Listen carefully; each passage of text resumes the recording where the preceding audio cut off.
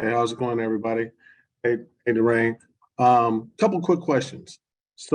I'm helping my son with his late payment, and I want to send. He doesn't pay any utility bills. So, what would be a good proof of address when sending in that late payment letter if he doesn't have a utility bill to use? You can use a bank statement. So all you need to do is print out a bank statement Okay. and just redact his finance information, like Okay. his account number, the account of funds in the account, and then just send that in as proof of address.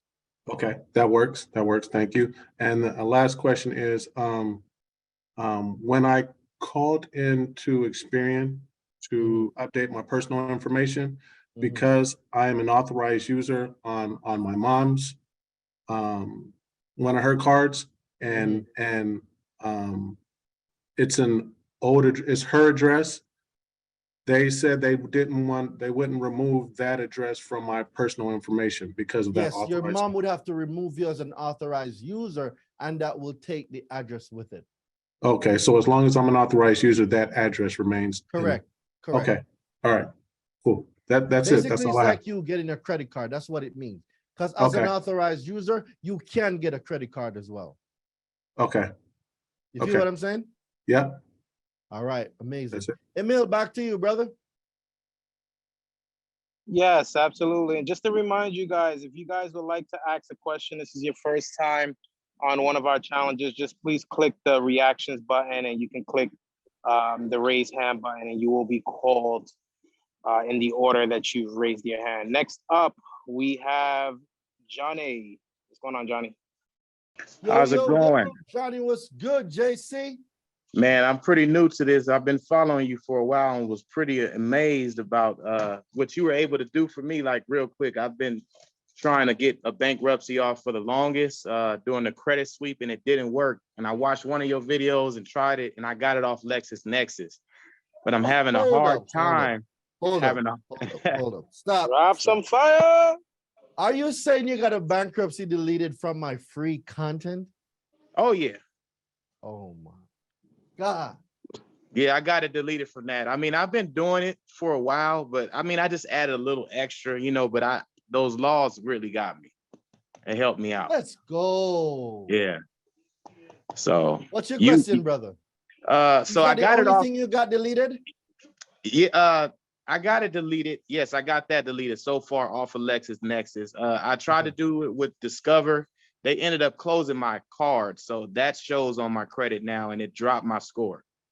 So what we're gonna do when I launch the arbitration side of the university, which is coming very soon, we're gonna go over now ways how we can really take them to arbitration, because more than likely that is a violation of the terms and condition. Now I don't know what's in the terms and condition. We will be going over this very soon. At least in the next 30 to 60 days, I'm looking to launch the arbitration side of the university, and we will be doing now terms and conditions and on contracts. We'll be going over that so you guys know what to look for. And a company like Discover, if they violate their terms and agreement, now we can take them to arbitration. Now you can get paid. Now you can get those items deleted. So we got a few things that's coming up in the very, very near future. So yeah, talk to me.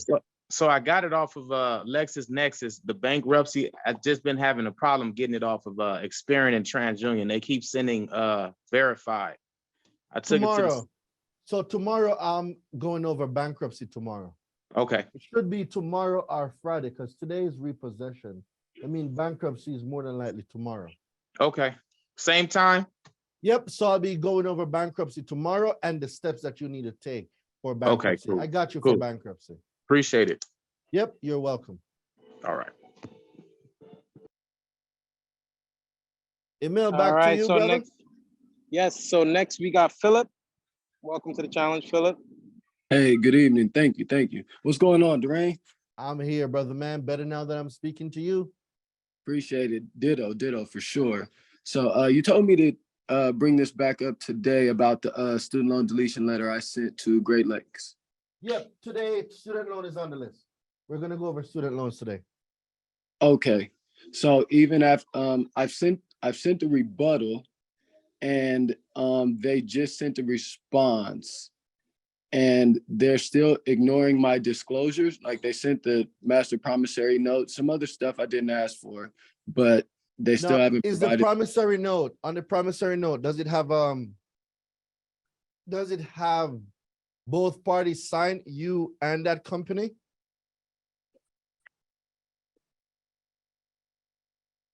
No, not on this Alright. first, not that I see, So- no. So when we're going over the student loan part today, I'm gonna throw in some strategies, especially ones where they send you back a promissory note. Because the company that send you the promissory note is not the company that you signed that promissory note for or with, correct? Correct. All right, we're gonna go over it. I'm gonna go over it today. I need you to pay keen attention to that section. You're probably gonna have to rewatch the recording as I Okay. go over it. All right. Okay, and Cool. one more quick thing as well, on the late payment that I sent to the creditor for a different account. It's a auto loan account that's paid and closed, but they're giving me a hard time removing the late payments. I sent the late payment to them, and they just responded saying that the derogatory info was accurate, and they verified that the records were reported properly. So I sent the letter to Experian because it's only on my Experian. So I sent the late payment deletion to them, and they just responded saying it was verified with the creditor. I had filed complaints, but once they responded, it just closed. And I was wondering what I should do next about. I would just delete the whole account. Okay, I would use the account deletion letter or the auto loan deletion letter and delete the whole. I have both of account. those. Okay, so Mhm. just hit them with the 6802B basically. Yep, basically. Most definitely. Okay, will do. I appreciate it. Most definitely, King. Thank you. All right. All right, so next up, we have Dwayne. He was kicked off before Philip came on. So Dwayne, welcome to the challenge. Welcome to challenge day 3. Thank you. How's everybody doing? Great. Better now that we're speaking to you. What's going on, Dwayne?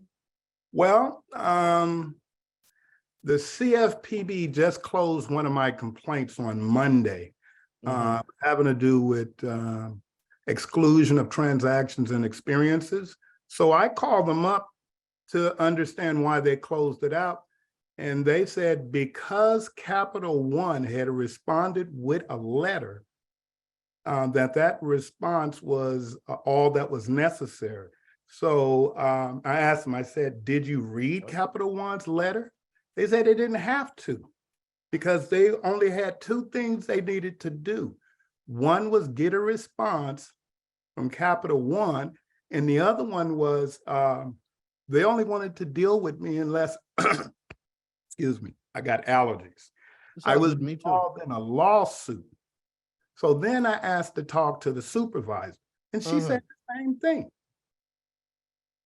CFPB's like, I swear to God, they be acting so dumb these past few weeks, months. Like, so because Capital One gave a response. So if Capital One had responded in that letter, say, go take a hike, right? So let's just say Capital One responded with, go take a hike. They responded, so they closed the case. Is that what you're saying? Exactly. And I gave them a scenario similar to what you just said. I said, did you read my letters? They said, we didn't have to. Wow. I said, what are you supposed to be doing? I didn't understand that. And then I told them, I said, I'm Googling what the origin of your purpose is. Institution. Yeah. And no, we're only supposed to do class action lawsuits. So where did you Where get? the hell did they get that information? I asked them to put it in writing, and They refused. Yes. So you know what I'm gonna be working on too, guys? I'm gonna figure out, I've never seen anybody do it, but I'm gonna find out if we're able to sue the CFPB. It's something that I'm gonna start researching. I'm gonna talk to a few lawyers, and I'm gonna find out if we're able to sue the CFPB for basically negligence. Yeah. So y'all need to give me some time on this. I'm gonna speak to a few lawyers and really find out if we're able to bring a lawsuit against the CFPB, because that's just disgusting. So That's Dwayne- probably why they closed my case from portfolio. Probably why too. So what I'm seeing now, I'm seeing a pattern. I'm seeing a pattern where the CFPB is refusing to handle disputes, but it's okay. As long as just keep filing them. I know it sounds redundant, but I want you to still file it, because let's say when we go to arbitration, we can also include in our exhibits that complaints were also filed with the CFPB. You get what I'm saying? Okay, makes sense. Yeah. Yeah. So just keep keeping the game. Just keep on going. Don't give up just yet.